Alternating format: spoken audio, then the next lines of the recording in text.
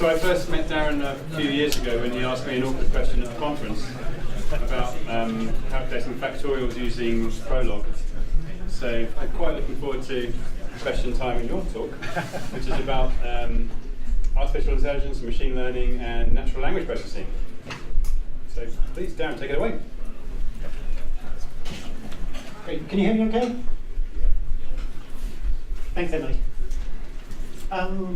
Yeah, I'm going to be describing an algorithm in this talk. So I think it's no coincidence they opened the bar just before my talk. We'll see how many of you are still awake at the end. So my name is Darren Cook. I work for QQ Trend. We're a data company. It's a small company, but a global company. We do everything to do with data. Some of the interesting bits are machine learning, deep learning. We do some data visualization. These are some WebGL chart experiments. This is actually done with the 3JS library. So I'm quite keen now to go and try joining it with the ARJS library, see if I can get some of my charts on my coffee table. But as you might guess, given my business card and the topic of this talk, we do a lot of work with NLP, natural language processing. And we do a lot of the difficult Asian languages as well. Sorry. If any of you might have difficult, challenging projects that we might be able to help with, please talk to me afterwards, or that email address is the best place to contact me. And if you might be interested in working with us, full-time, part-time, freelance, again, let me know. So I've written a couple of books. I've got them at the front here if you want to have a look. This first one on low latency data streaming to the browser, which has recently been translated into Chinese. I have a Chinese copy here, which I'm showing off, even though it was actually nothing to do with me. Claiming credit for it, it's gone on my reading list at the bottom. And this one more recently, practical machine learning with H2O. H2O is an open source machine learning system. I'm not going to talk really about either of these topics today. You will see a bit of H2O code later on. If you're interested in either of them, happy to talk afterwards.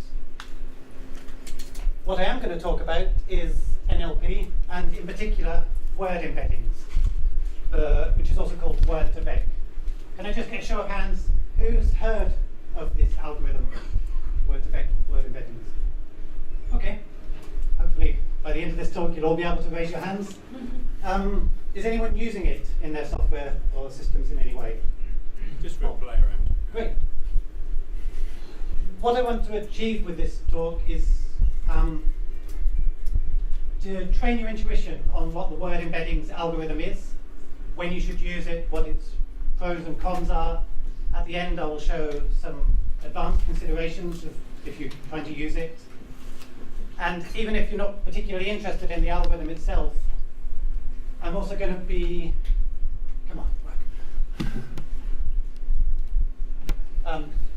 bringing in a few other topics. I'm going to introduce word embeddings as a type of dimension reduction, which is a generally useful technique, not just for text in machine learning.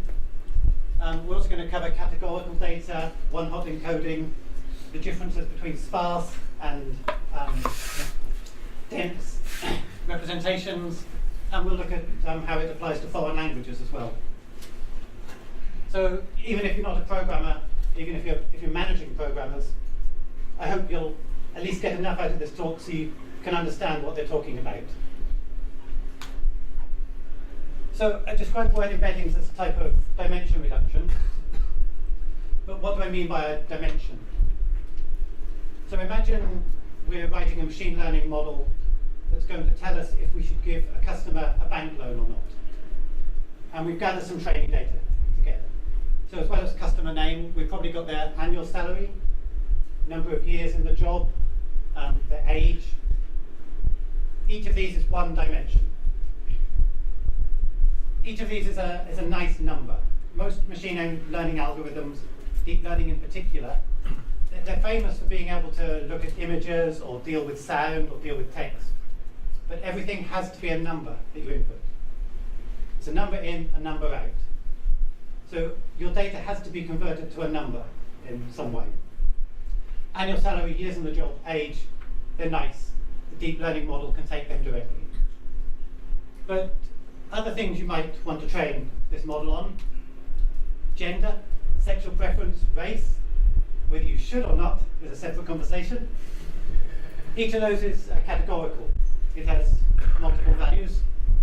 You might also, are they a member of the Conservative Party? Are they a member of the Freemasons? Depending on what kind of bank you're running. And favourite colour, which is the one I'm going to use, because if you're deciding whether to give someone a bank loan or not, favourite colour is obviously very important. If you torture the data enough, you'll always be able to find a connection between someone's credit risk and their favourite colour. This is a famous cartoon.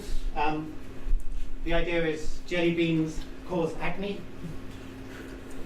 But then they say, I hear it's only a certain colour that causes it. So they start analysing each colour jelly bean until here they get some significant results on one of their 20 colours. And suddenly green jelly beans cause acne. This is an example of torturing the data. If you don't know why, I'm happy to talk more about that afterwards. Don't have time now. But I'm going to use the example of colours as a categorical input and how a model will deal with it. So imagine we've asked on our bank loan form their favourite colour, and we've given them just 4 options. What have we got? Red, green, blue, pink. Inside your script, inside your database, probably red is number 1, green is 2, blue is 3, and pink is 4. But you can't feed that number directly into the deep learning model because green isn't twice red. Red isn't a quarter pink, and so on. So the way we deal with it is, these circles, by the way, just represent a deep learning network, each neuron going across. The way we deal with it is to have one input neuron, one dimension for every possible value of the category. And this is called one-hot encoding. Here's how it works. I hope you can see this at the back. When their favourite colour is red, we put a 1 in the first neuron and 0s in all the others. When it's green, it's 0, 1, 0, 0, blue 0, 0, 1, 0, and pink 0, 0, 0, 1. So any one time, only one of those inputs is a 1. All the others are 0. If they chose a different colour, we'll put 0s in all the neurons. This is what we call a sparse representation. Whenever you have a lot of 0s in your input, we're calling it sparse. And I've only given them 4 colours. The acne bean example had 20 colours.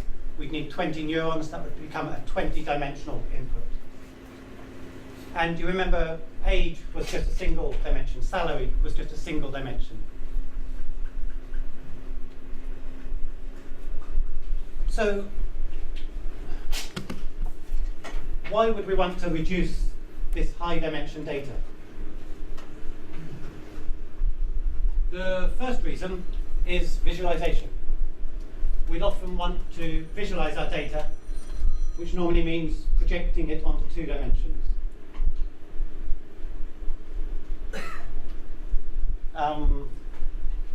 This is where I want you to wake up. Does anyone here own a camera?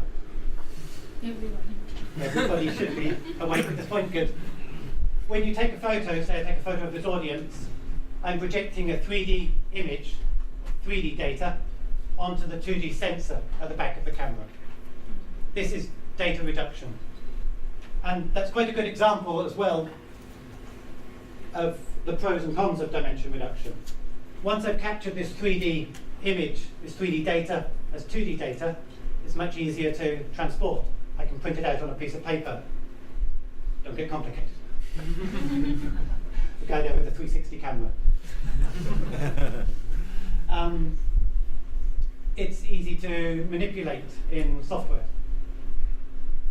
Otherwise, I'd have to build a 3D model of the whole audience and do something with that. It would be hard work. The cons is I'm only capturing one view. the photograph from this point would be different from the photograph at this point. But again, that 3D to 2D dimension reduction, I've captured most of the information. When you look at the photo later, you'll probably be able to find yourself whether I've captured it from this image, this angle, or from here. So we've reduced the amount of data that we have to pass around, but hopefully we've thrown away data that wasn't so important, and we've kept the important data. That's our ideal kind of dimension reduction. The other reason we might do dimension reduction is to get a denser representation of our data,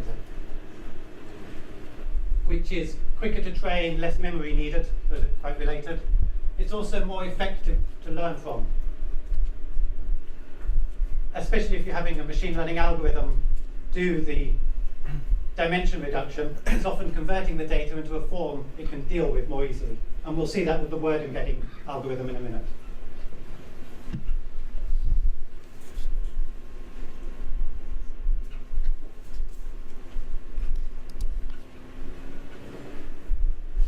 So, word embeddings.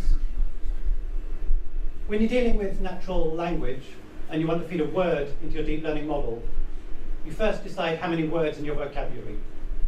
And you might decide there's 50,000 words in the English language. And so you've now got a 50,000 dimension, one-hot encoded input to your model. You need 50,000 dimensions, 49,999 of which are always zero. This is really sparse. Much less than ideal. But also, just using these 6 words, dog might be the 5th one. So you have 4 zeros, then a 1, and then tens of thousands of zeros. Cat might be, I don't know, the 300th word in your dictionary. So just that 300th neuron has a 1. Spain, I don't know, might be the 35th word. So you have 34 zeros, a 1, and then tens of thousands of zeros again. And I've got Ipswich, Putin, and Novichok, the word of the moment. The problem with this 0, 1, 0, 0, 0 representation is you've lost any information about the connections between the words. Dog and cat are a lot more similar than dog and Spain, or dog and Ipswich, or dog and Putin. Spain and Ipswich, out of those 6 words, are very close. They're both places. You'd use them in the same way in a sentence. I've also put Novichok and Putin there. You might be connecting them in your mind at the moment, but as far as word embeddings go, they are unrelated. Putin is a type of person, Novichok is a kind of chemical. So the way word embeddings works is it looks at words in context. It takes a huge number of sentences and sees how the words were used in those sentences. I'm going to show a very artificial, simple example in a moment where you'll get a feel for this, but it might be the cat sat on the mat, the dog sat on the mat. You won't see Spain sat on the mat. So if the algorithm sees enough of these examples, you'll get an idea that dog and cat must be similar things. They are both things that can sit on a mat. Even though the computer doesn't know anything about sitting, doesn't know anything about mat, it can still look at those 2 words, see they're used in the same way, and suggest that they might be similar meanings. I want to go to Ipswich for my holidays. I want to go to Spain for my holidays. Again, sentences you hear a lot.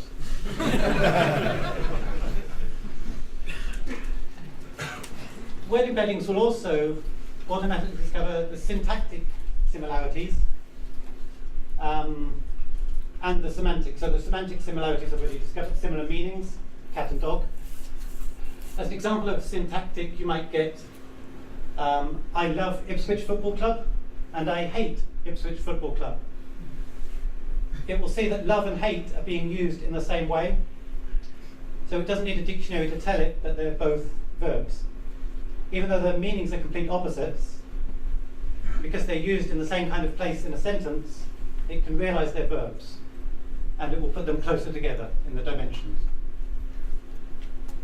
Typically with word embeddings, we use a 300-dimensional space. in the examples, I'm going to use a 2-dimensional and a 9-dimensional space to make it easier to visualize. But 300 dimensions is still a huge reduction from the original 50,000 that we had.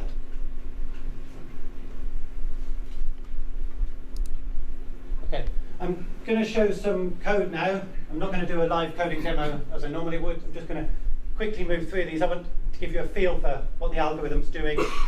If you're interested in seeing the code running, it's on my blog, or come and chat to me afterwards. I'm going to show the code in R. I also have it in Python, if anyone's interested. So I've built a really simple corpus of 9 sentences. And they're all following a very similar structure.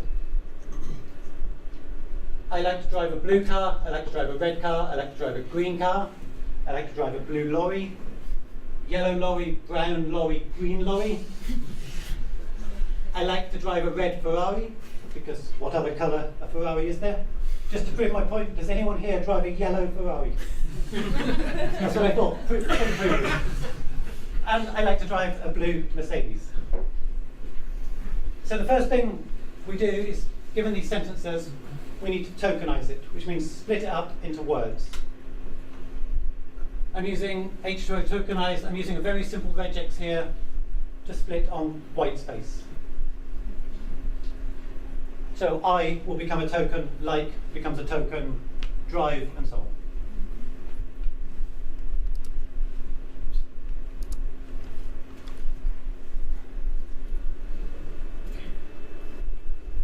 The top line is just for visualization. We'll skip over that.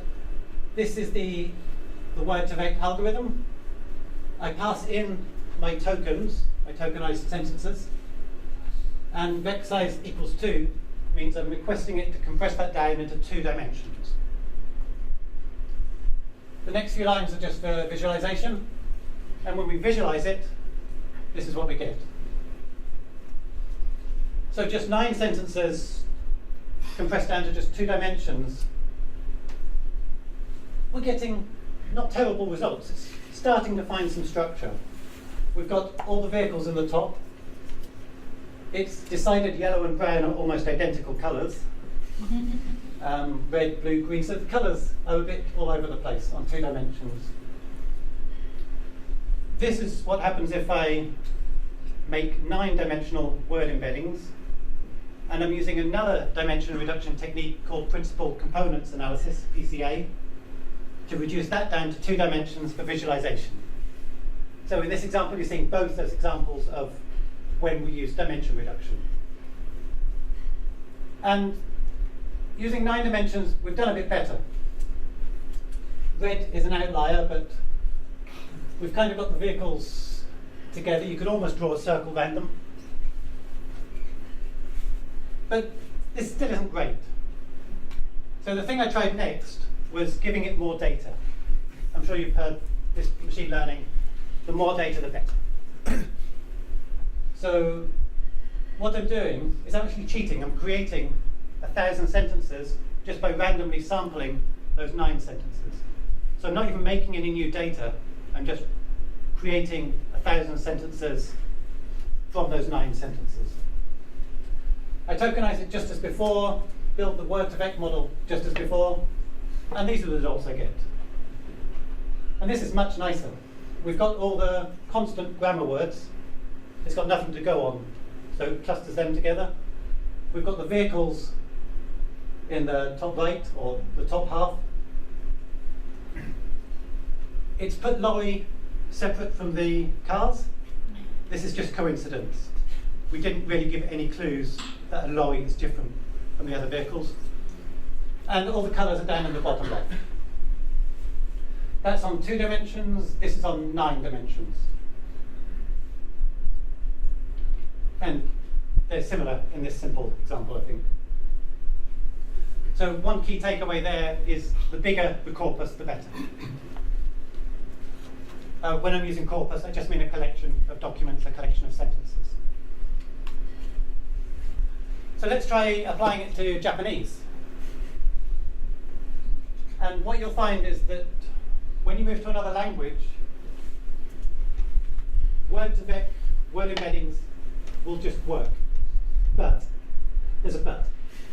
You have to prepare the data because Japanese doesn't have sentences. It doesn't have spaces in the sentences. So how do we get the words? And for that we will use tokenizing software. And what we find is it matters enough that we will customize the tokenizer per project so that we can get the words split up just the way we want them for the particular application. That would be a distraction for this talk, so I've pre-tokenized the Japanese in a way that would typically be done. So, これは青い車です and then the full stop. So that's the first difference, is I've left the punctuation in this time to see what happens. But also the adjectives in Japanese are a bit more complicated. There's two different types. This type with the I at the end, aoi, akai, and kiroi, yellow, all end in this I, and then you have the noun directly after it. Green and brown don't follow that pattern. They have another grammar particle comes afterwards. So they're a different class of adjective. We don't have to deal with it in English. There's only one class of adjective. There's two in Japanese. And a tokenizer will typically tokenize like this. So the two types of adjective get treated differently.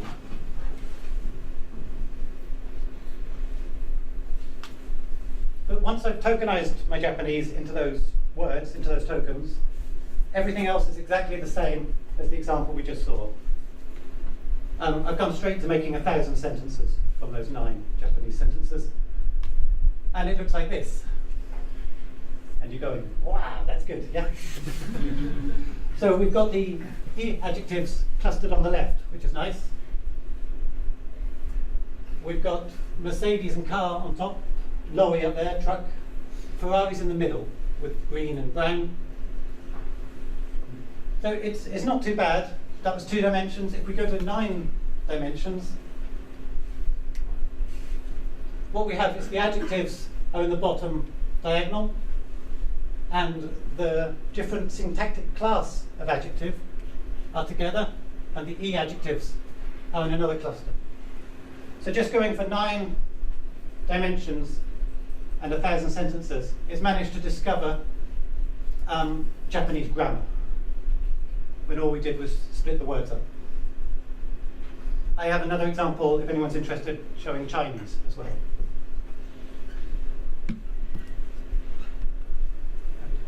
Good.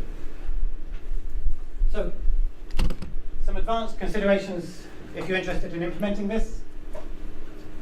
We could use the part of speech code, POS. This is whether it's a noun, a verb, an adjective.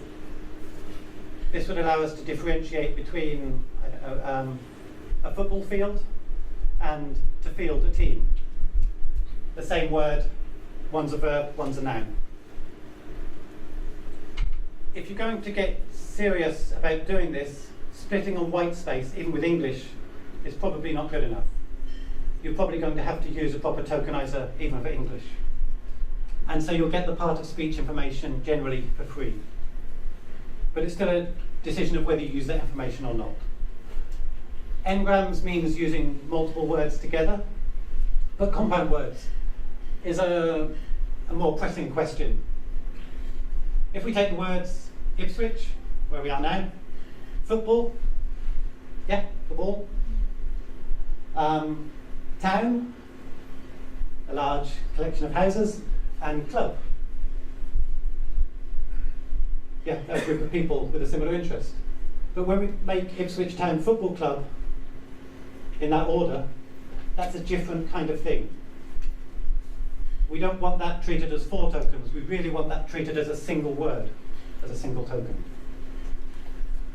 Again, that's going to make your data preparation step a lot more complex, but it will give you better results. So it's worth trying to deal with compound words if you can. Google and Stanford and a few other places supply ready-made word embeddings. And in one sense, these are lovely because they've been made on huge corpuses. The Google one is based on 6 billion words that they've scraped, 300 dimensions, They supply them in multiple languages. The problem is, and this ties in more to what I have on the next slide, is stop words are little words that you might want to remove from a sentence. They're the little grammar words that don't carry much information in, the, a, in, an, and so on. If your purpose with using word embeddings is sentiment analysis, just in getting a general idea what the sentence means, those words are in the way. Throwing them away is a good idea. But a project we're working on is to generate natural language, to generate naturally sounding language. And for that, we want all the little grammar words. We want punctuation. We don't want the model to say, cat sat mat. We want it to say, the cat sat on the mat. Otherwise, it's not natural. So you have to consider your purpose in using the word embeddings in how you make them. The Google pre-made word embeddings have taken some stop words out. They've left others in that I felt weren't needed. And it hasn't been reliably cased. So RED, lowercase, is in there, but so is capital R-E-D. So are typos, R-D-E is in there. So they've not done much cleanup on the data. 6 billion words, but it's low quality, 6 billion. So generally I recommend, if you have enough data, and especially if you're in a domain where you have a lot of specialist words, for instance, medical industry, if you have a lot of data, I recommend you build your own word embeddings. Okay, that was what I had. To sum up, word embeddings is a type of dimension reduction. It takes sparse, one-hot encoded words and compresses them down into a more manageable 300-dimensional or 100-dimensional representation that also has captured some of the similarity between words. So it should make your models better and stronger. Thank you. Thank you, Darren.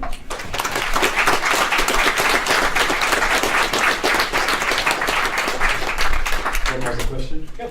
Can you say something about the applications that you're working on and the applications of this technology? Because it seems to me that actually, although it's really interesting, you're taking away quite a lot of the meaning and the semantics. Not really. What you're doing compared to one-hot encoding. Can you just repeat the question? Oh, sorry.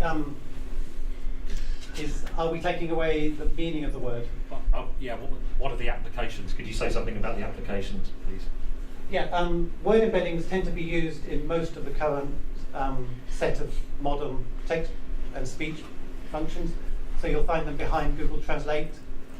You'll find them in Alexa or behind the training that was done to make Alexa. You'll find them behind Siri and so on. We're using them in various ways for sentiment analysis. It's a good way to reduce the data down. We can find that cat and dog are similar things. And we're working on an application to help translators. So not machine translation per se, but helping translators, and we're using word embeddings in that as well. Does that answer the question? Any other questions? Is there like, do you do anything with actual like machine comprehension of the data, like rather kind of figuring out, like for example, there's applications I think it's at IBM that analyzes legal text and like lawyers can use to search similar cases and stuff. So yeah. So the question is, can it be used in applications where you're trying to understand the text? Oh no, I just wondered if you have anything to do with that, like if. Only indirectly in experiments. Okay. Yeah. But yeah, understanding the meaning comes back to gisting, trying to capture what a sentence is trying to tell us, trying to understand the context for a sentence so we can suggest the right kind of translation word. What I gave it earlier, the example of field. Sure. Field has a lot of different meanings, so we'll analyze the rest of the sentence or the document meta tags to try and work out what the context might be, whether it's football or a scientific field. Is that okay? Yeah, sure. Yes? After you tokenize, do you always break down, or you always break it down into sentences? Or is it always a sentence?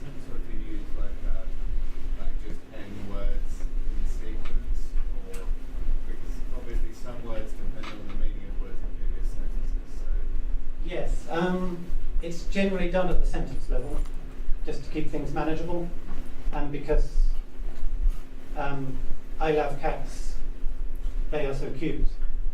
You don't want cats, they being learned as a sequence together. So generally the syntactic semantic context is mostly within the sentence. So is the sentence kind of a universal thing between languages, or are there any languages that don't have sentences? All the ones I know of, you can find a sentence. Yeah. A lot of sentences have sub-sentences inside them. Very long sentences, you could rewrite it as 5 or 6 sentences normally. So in that sense, it's more complicated, and we might do that rewriting to train a better model, but it gets very complicated. Yes, sir. Can it be used to sort of fill in blanks in sentences? So say like you're scanning for an old book and one of the words can't be read. Could the word be sort of guessed or estimated rather? So can we guess a missing word? Yeah.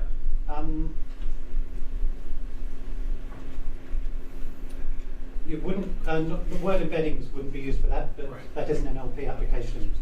Is you can see this word often goes with these other words, so you can get a list of probabilities of what word might go there based on data you've seen before. Darren, I have a question. I've got the microphone, so I can ask. One of the interesting attributes of the word-to-vec algorithm and this dimension construction is that you can then add and subtract the vectors together to then find some amusement.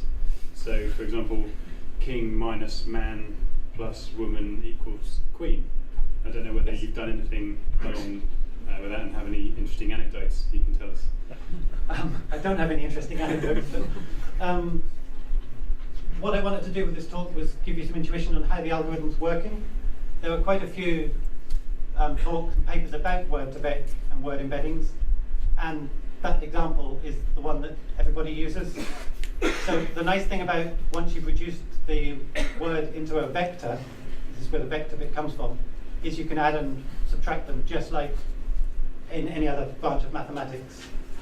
So they've captured the meaning of the word, they've captured what manliness is, to be able to subtract it from king, and then, or add it to uncle minus manliness plus woman gives you aunt. It's really fascinating. It's the first way I was introduced to word embeddings, and I go, wow, that's good. Because traditionally that is such a hard thing to describe to the computer. All the different aspects of a meaning of a word and the way it's used and what it implies. It's hard work for humans to codify, because we kind of know it intuitively. We know it the same way the word embeddings algorithm has learnt it, by looking at the way the words are used. Yes, sir. One more question, I think. Oh, one here? Yes, one. Go on, let's up. So with something interesting is with constructed languages, so you make your own languages, it's kind of something interesting in the future. It's quite interesting what you do, so Esperanto being one of the bigger ones. Is that problem? Are you saying if the computer can understand the corpus more easily, Yeah. it implies it's better written text? Yeah, so it would be like the grammar behind the language would be easier for us to recognise. Yes.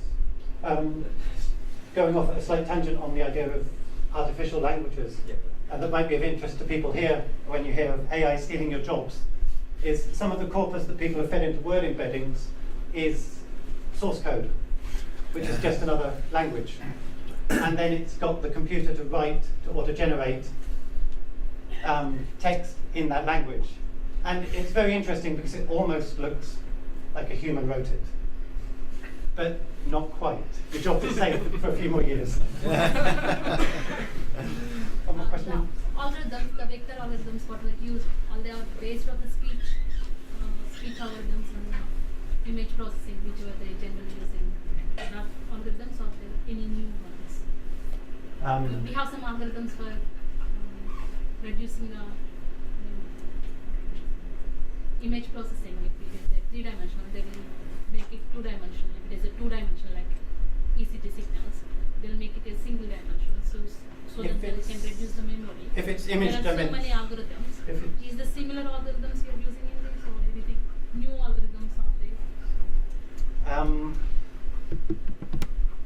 The talk where I first met Richard, he was introducing algorithms from the 60s, or languages from the 60s, I think. So in many senses, there's not anything new anymore. Okay, fine. Increased computing power often makes old algorithms suddenly work well, and that's what's happened with a lot of the neural net stuff. With images in particular, the way we tend to compress the information is what's called convolutions, Yeah. which is looking at little 5x5 segments across the image. Yeah. When you have spatial information in your data, that's working better. When you have text data, you'll tend to go for word embeddings. Yeah.